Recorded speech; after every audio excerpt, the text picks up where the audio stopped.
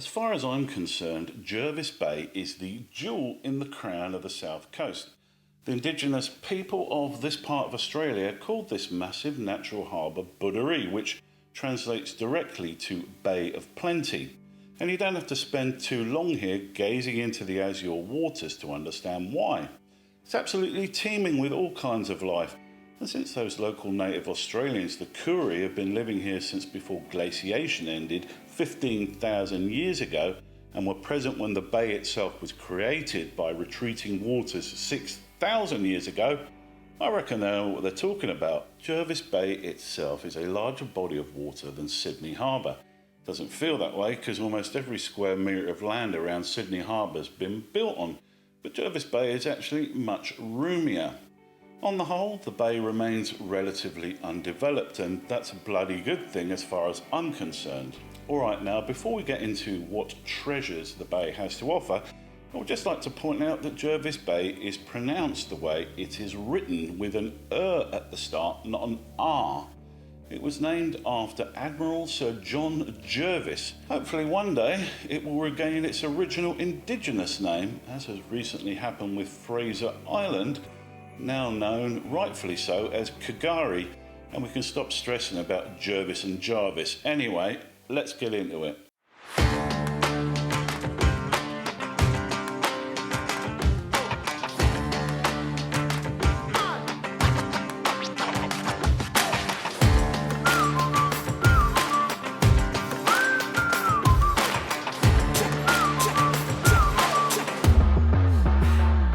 There are, of course, plenty of things to see and do in Jervis Bay, but the main reason people flock to the bay is because of its incredible natural beauty. There isn't an unglamorous inch of the bay, and no matter which part you choose to explore, you'll find amazing views, pristine beaches, and incredible scenic lookouts located within a walk or short drive of cute coastal towns and excellent amenities. So the title of this video is One Weekend in Jervis Bay, which, for the sake of argument, we'll say runs from Friday evening through to late afternoon on a Sunday. Where should you go? And what should you do to see and enjoy the very best that the bay has to offer? Before we get into a possible itinerary for your weekend on the bay, let's have a talk about accommodation and my recommendations for the best places to stay. Whether you're the outdoorsy type that's happy to sleep under canvas, or someone who never stays anywhere that there isn't an ensuite bathroom, a proper bed, and a complimentary fluffy white bathrobe and matching fluffy white sandals, everyone's catered to. Okay, first off, let's talk about camping. There are several options here, but if you do want to camp in Jervis Bay, then don't expect to rock up and get a pitch. The bay is a popular place and you'll need to book a pitch well in advance if you want to camp out.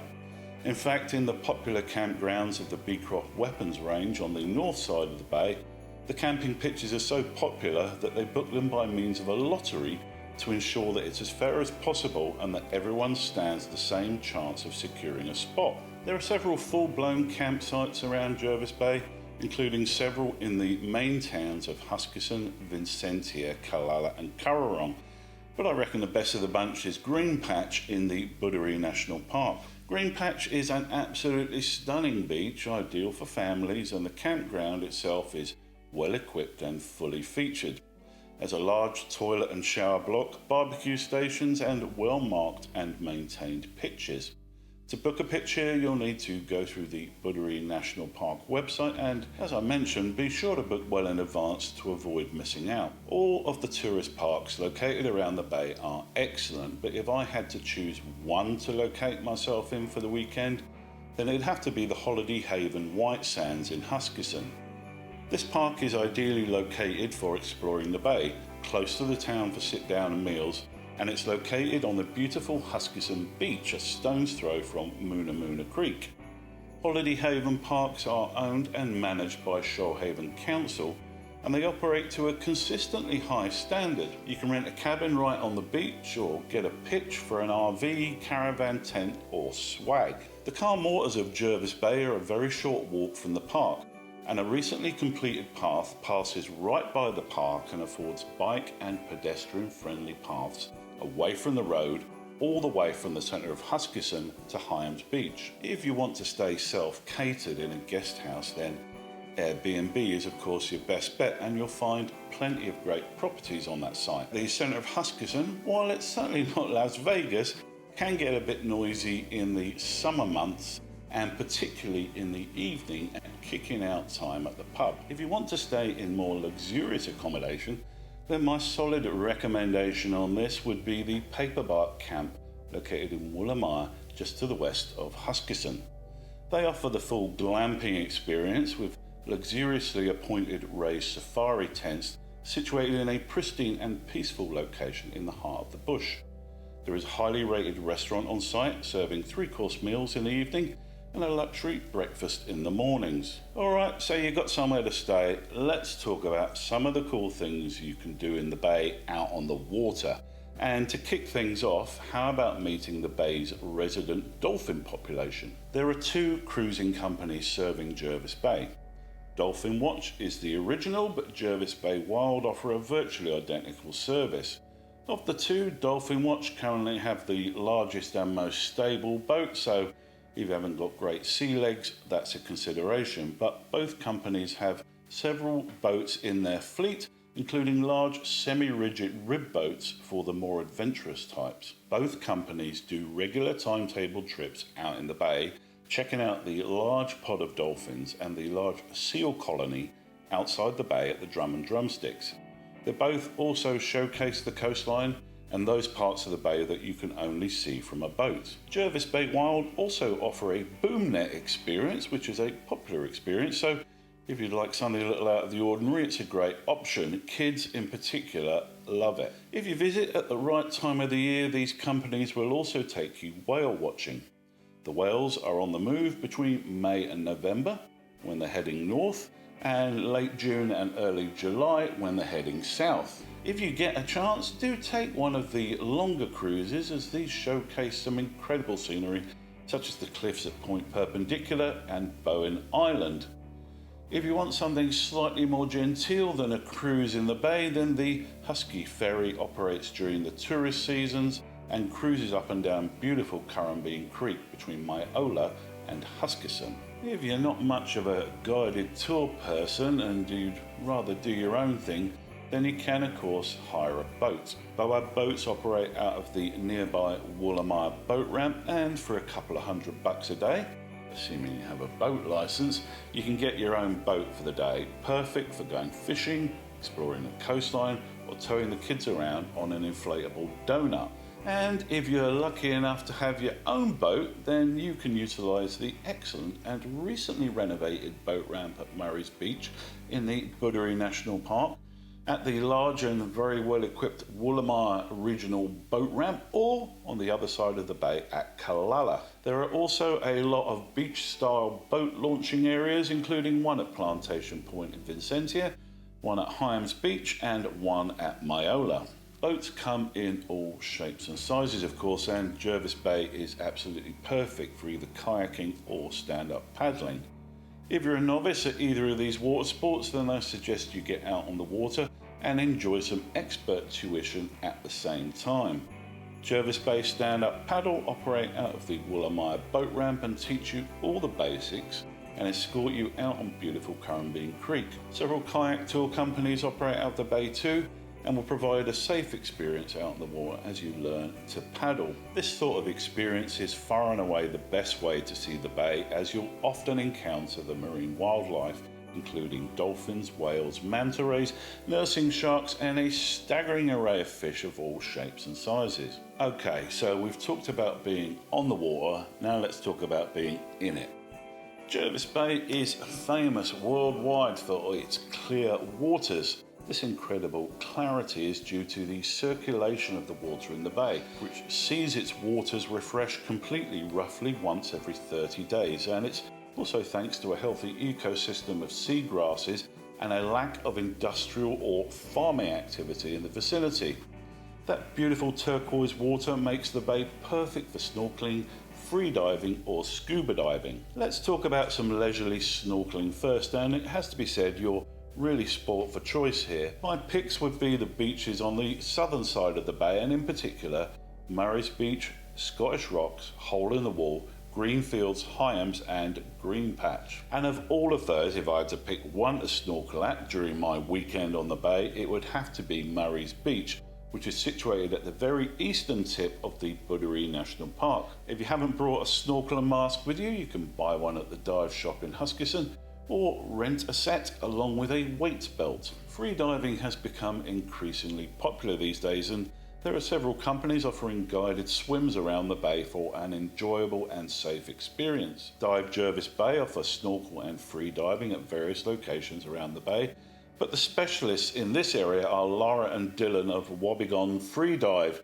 They'll take you out to premium locations and teach you the basics of free diving, or serve as dive masters if you're already an experienced free diver. Wobbegong also offers snorkel tuition from any of the bay's stunning beaches. The bay is of course famous for its scuba diving potential, and it attracts divers from all around the world to experience the amazing water clarity and abundant marine wildlife within its waters. Your go-to company for this is definitely Dive Jervis Bay, who operate from a dive shop right in the centre of Huskisson and have several of their own dive boats that they use to conduct dives with their own team of dive masters. I learnt to scuba dive with the team at Dive Jervis Bay, and I know firsthand how good their tuition is and how knowledgeable they are about the bay and where you can best enjoy everything the bay has to offer under the water. Crest Diving also operate out of Jervis Bay, and owner Sue is a knowledgeable local who'll take you through your paddy courses or out on dives in the bay. Now, in terms of surfing, the number of locations are quite restricted because the bay's enclosed waters don't typically get much in the way of surfable swells.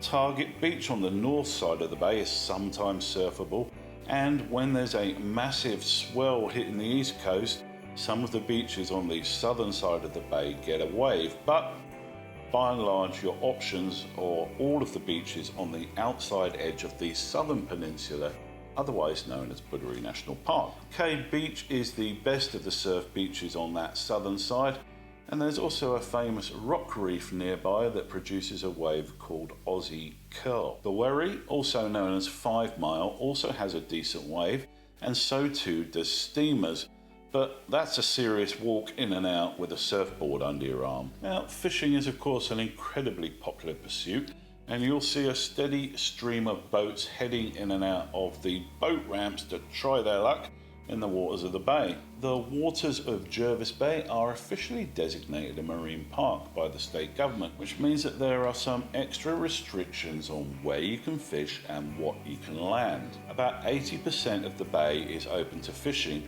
but about 20% is classified as sanctuary zone, within which fishing is banned. You can get a detailed map showing those off-limit areas from the New South Wales Fisheries website, or from any of the tourist centres or tackle shops in the area. Jervis Bay is world famous for one particular kind of fishing, and for which people have been known to fly from across the world to experience, and that is fishing for bluefin marlin from the land.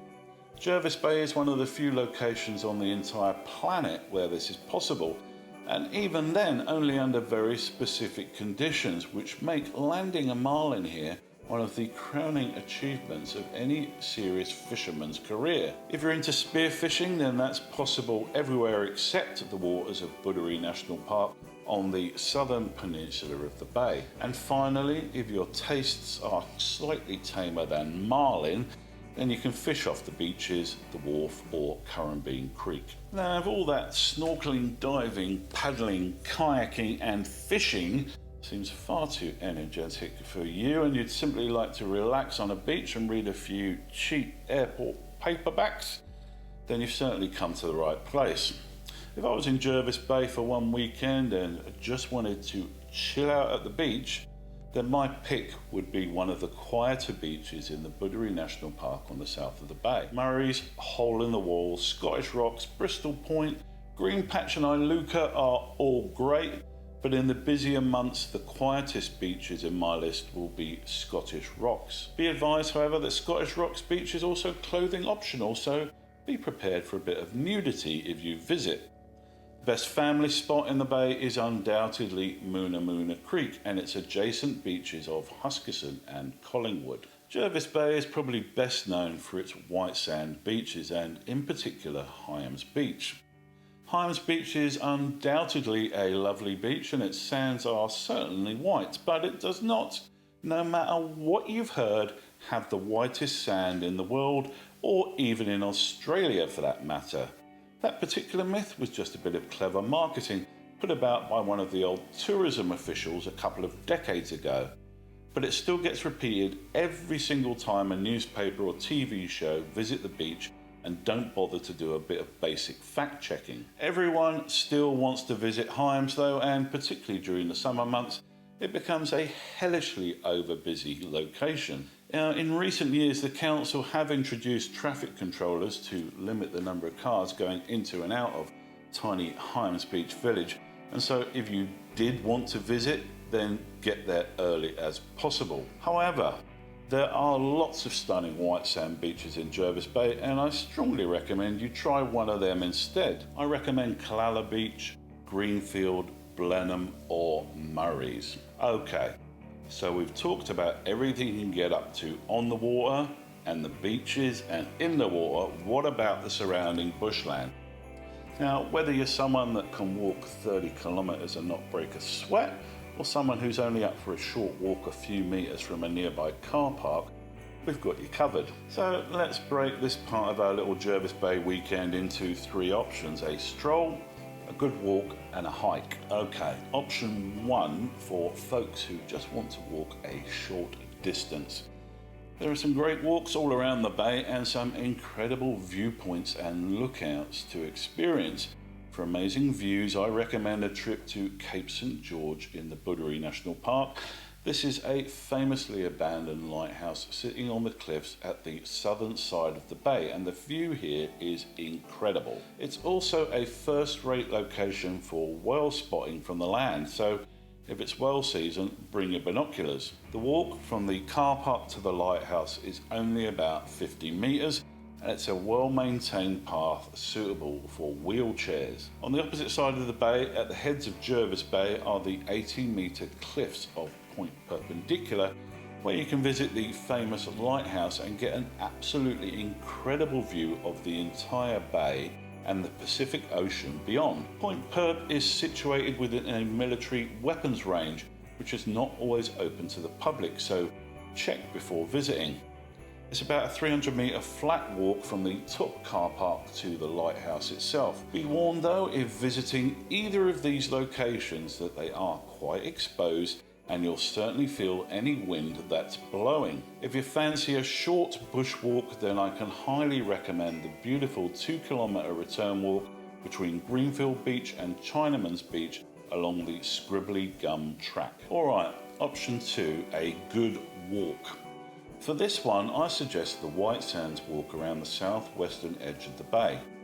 Park your car at Huskisson and begin your walk at the public wharf where the whale watching boats leave from.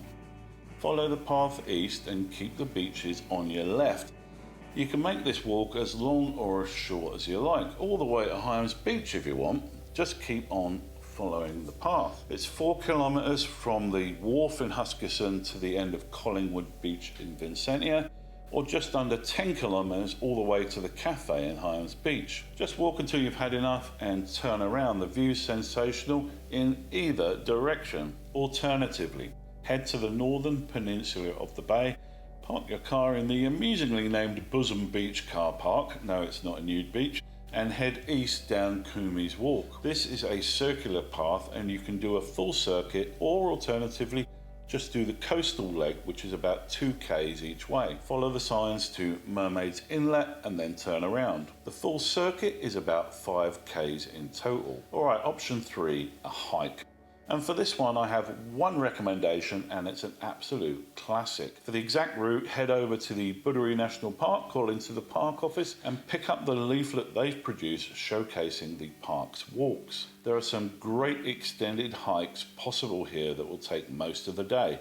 For example, the circuit trail is a 12-kilometre loop which you can extend further by exploring the many side trails. The circuit trail takes in stunning cliffs rocky inlets and remote pristine beaches. Out on the southeastern tip of the park you'll find some peaceful and remote locations that offer solitude even during the very busy summer holidays. Alright, so that's the bushwalks ticked off the list.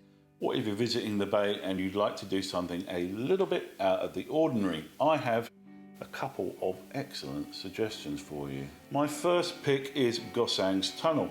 This is a tubular cave that passes right through the middle of the rocks on the northern edge of the northern Beecroft Peninsula and takes you out onto a series of wide ledges halfway up the cliffs. The tunnel is fairly cramped at the start, and depending how tall you are, you'll need to either crouch very low, get down on your hands and knees, which is not comfortable if you're wearing shorts, take it from me, or shuffle through on your bum. I'm just under 6 foot tall and I do the bum shuffle when I visit because I'm inevitably wearing cargo shorts and I never think these things through. Once you're out on the other side, you'll be presented with an amazing view and dramatic and rugged scenery. There are some cuts and gullies in the rocks, so just be careful with you visit, particularly if you have kids. Alright, my second pick for something slightly unusual is to go penguin spotting. Yes, you heard me right, we even have penguins in Jervis Bay. There's a good sized colony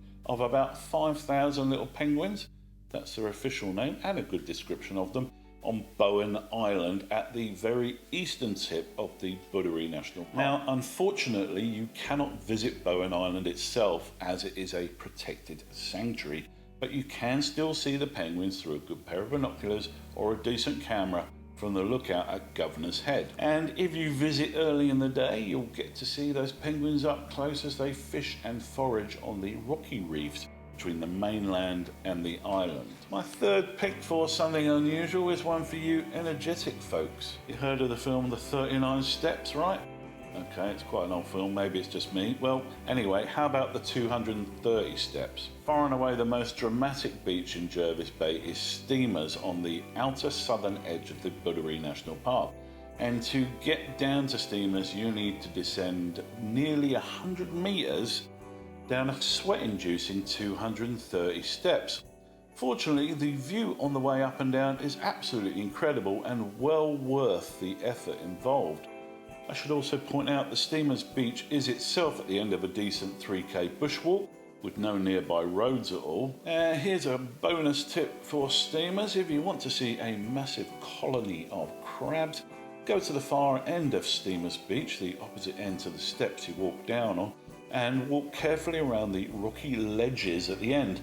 I was exploring this area on my own one day and it felt like I'd suddenly walked into the set of a Pixar movie about a metropolis of crabs. The crabs all ran for cover as soon as they saw me, but it was an amazing sight, and if you stay still they will all re-emerge from the rocks. Alright, my fourth pick for something unusual is to go hunting for bioluminescence in the water. Jervis Bay is one of the few places in the world where there are regular occurrences of bioluminescent algal blooms. This amazing natural phenomenon is on many people's bucket lists, and I'm lucky enough to say that I've seen it 5 times now. The only problem is that there is no hard and fast rule set as to when bioluminescent algae will appear, and many folks have spent a lot of frustrating time searching for it. But the fact is, you might well get lucky. So, here are my quick tips for maximising your chances of seeing it. 1. It often occurs immediately after a period of rain. 2. It most commonly appears on the beaches on the southwestern side of the bay, such as Barfleur, Hyams, Chinaman's Green Patch, Scottish Rocks and Murray's. 3. On all the occasions I've seen it, the wind was blowing from the north and pushing the algae onto the coastline in the southern inside edge of the bay. 4. During the day you can look for the telltale red algae on the sand. This is what the bioluminescent algae looks like when it's not in the salt water and exposed to the air. If you see a fringe of red algae, it's a good sign there might be bioluminescence later on. 5. It appears at high tide, so check your tide times. My 5th pick for something unusual is to pay a visit to the only Aboriginal owned botanic gardens in Australia. You can find the Booderee Botanic Gardens in the Booderee National Park, shock horror, a short drive from the park's entrance. During your visit, you can learn all about bush tucker, the ways in which the Koori people use the various plants and herbs for medicinal purposes, and also enjoy a truly peaceful corner of the park. There's also a sheltered picnic area in the gardens and some electric barbecues. Guided walks run throughout the summer months, during which park rangers from the Wreck Bay community will introduce you to the incredible knowledge that the original Australians built up over their amazing history. Now, when it comes to the weather, and particularly during La Nina summers, the bay can be a bit unpredictable, and it's possible that you'll be visiting during a wet weekend. Sorry about that. And with that in mind, here are a few things to do if it's not exactly beach weather. Firstly, there's the Jervis Bay Maritime Museum, formerly known as the Lady Denman Museum. The museum has some great static displays including historic vessels, all of which were built in Jervis Bay, and which include a ferry, the aforementioned Lady Denman, built in 1911. There are also some excellent cultural exhibits, including the history of the Koori people. They're open every day except Christmas Day, and there is an entry fee. Now, my second tip might well be a potential family holiday saver. Head out Huskisson on the Woolamire Road, hang a left into Arena Road, and you'll find a couple of hidden surprises. First of these is the excellent indoor climb South Coast Centre, which recently opened and offers safe indoor climbing activities for all ages and capabilities. They offer training sessions if you're new to climbing and hire out all the kit you'll need. Handily located, almost adjacent to the climbing centre, are no less than two breweries. The Jervis Bay Brewing Company and Flame and Galah Brewing Company both make and serve their beer on site. They both have lovely shaded beer gardens where you can sample their booze, and regular visits from food trucks. Far be it from me to suggest that you could book the kids in for an indoor climbing session while you have a nice beer and a bite to eat, but it's a thought, isn't it? Alright, let's talk about food and drink. I've already mentioned two of the bay's brewing companies, but there's a wealth of other places to eat and drink, catering to all tastes and budgets. In terms of fine dining, I have a couple of solid recommendations. Firstly, Gunya Restaurant in the Paperbark Camp offer a 3-course set menu utilising indigenous ingredients, and the restaurant itself is in a lovely building on the edge of the bush. Secondly, Wild Ginger Restaurant on Owen Street in Huskisson serve Asian inspired food and offer a 3-course chef's banquet. Thirdly, there's The Quarters, serving modern Australian food with Mediterranean and Asian influences. They are also located in Husky and offer several set options and a chef's tasting menu. For a sit-down cafe-style meal, you can't fault Five Little Pigs, which is located next door to the dive shop. Their chicken roll is sensational, but the brekkie burger is my go-to. And just across the street, you'll find Pilgrims, local legends serving exclusively vegetarian or vegan food that could tempt the most ardent carnivore to switch codes. Try the Bliss Burger and you can thank me later. And on the corner of Owen and Hawke Street and overlooking Currambine Creek, you'll find the Husky Hotel, serving all the traditional pub meals of burgers and schnitties and the like, or you can have a proper sit-down meal in the Pavilion Bar and Kitchen. In Vincentia, your best bet is Albert and Miso at the little shopping centre in town, or the Salty Crab at the modern Home Coast Shopping Centre. In Hyams Beach, the Cooked Goose Cafe is consistently excellent and somewhere I always call in for breakfast after photographing the sunrise on Hyams Beach. However, I think one of life's great pleasures is takeaway food, and for my money you can't beat eating a nice pie or some fish and chips, or sitting on a bench at the wharf and watching the world go by. In Husky, get a pie from the Husky Bakery on Currambine Street. I love the chili con carne pie. Or get some fish and chips from the modestly named world famous Fish and Chips on Owen Street. Then walk down to the wharf and enjoy your feast watching all the water traffic passing by. On the northern side of the bay, get your fish and chips or sushi at Something Seafood in Killala Bay and walk down to the town's boat ramp to eat it. Now, before I wrap things up for our weekend in the bay, there are a couple of things I'd just like to bring to your attention. One, there's an extremely popular annual triathlon event in Huskisson which brings the whole town to a standstill, so avoid that weekend unless, of course, you want to compete in it. 2. Always check to see if your chosen day trip location is open. The Beecroft Weapons Range is often closed to public access, and Booderee regularly close the gates in case of bushfire or, global pandemics. 3. There's only a couple of main roads into the bay and they get very busy during the holiday periods, so be prepared for a decent wait, particularly at the Jervis Bay Road intersection with the Prince's Highway. 4. If despite all my advice you're still desperate to snag a selfie on Hyams Beach, then get there before daylight, park in the tiny little beach car park, enjoy the beautiful sunrise, get your selfie, and then push off before the armies of the dead descend and destroy the Serenity. 5. For weird governmental administrative reasons, parts of Jervis Bay are actually part of the ACT and not New South Wales, so don't be surprised if you see federal police cars in the Booderee National Park. It doesn't mean there's been a terrorist incident. And I think that just about wraps everything up.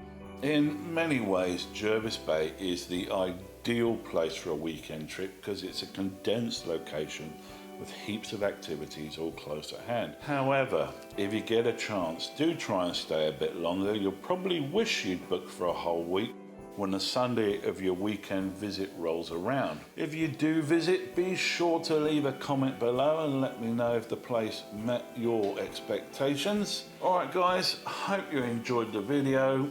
Catch you on the next one.